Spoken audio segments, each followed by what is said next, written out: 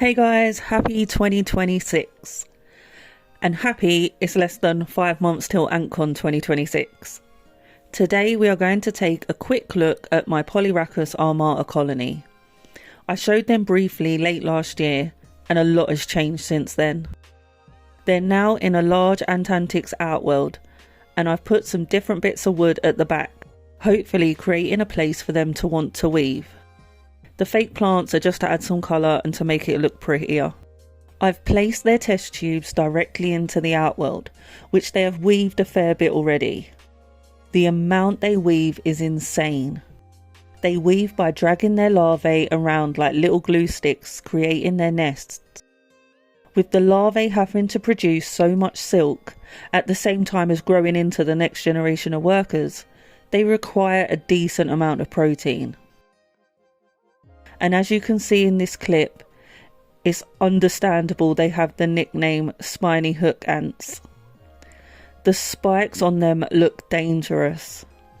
And with Polyrhachis, poly in Greek meaning many and rachis means spine, and then the armata, the Latin, can translate into armed, equipped with armour or fortified, they definitely live up to their name. So as I mentioned before, I put the wood in for them to weave around, or ideally behind, thinking I had created them a cool little nook for them to call home. But as all ant keepers know, ants rarely do what we want, and they make their own plans.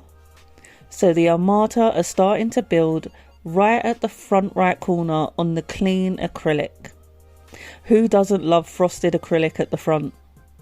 The larvae have interesting faces, and some have what looks like stubble.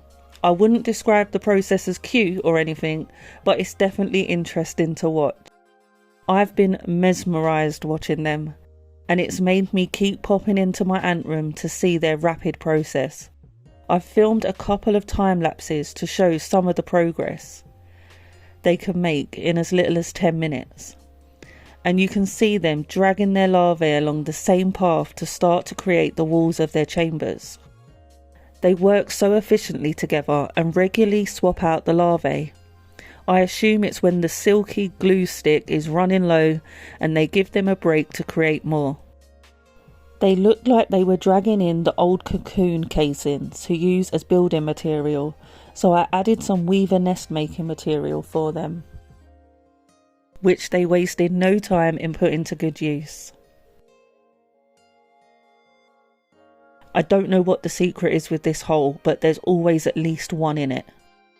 A few hours later, they have been busy. They have used all the weaving material, so I've had to add some more. It appears that they are moving into their new home. It looks like they've created 2 chambers inside.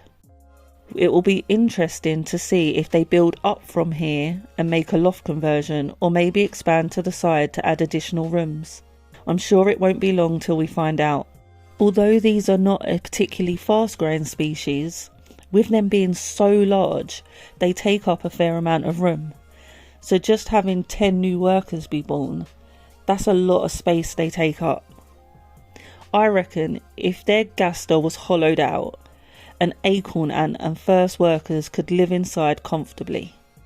They've got to be at least 13mm, and the queens are a bit bigger, but they look even bigger than that because they are chunky and leggy and they give spider vibes. They are so fast as well. A few little tips, or more what I've found by keeping them. They drink loads of sugar snaps, tons of protein, especially when they're weaving something. Mine take roaches, crickets, mealworms and morios. They need to feel safe or they will spray acid like mad, and it's strong. It burns your eyes and you'll feel it in the back of your throat strong. I'm keeping mine at around 26 degrees, although there is some gradient temp throughout the setup, allowing for hotter and cooler areas. They can stretch far, so you need a decent area to barrier. They don't hibernate, not that I hibernate anyway. And the most importantly, why do they like this hole so much? That's all for this video. Thanks for watching. Take care. Stay safe. Bye.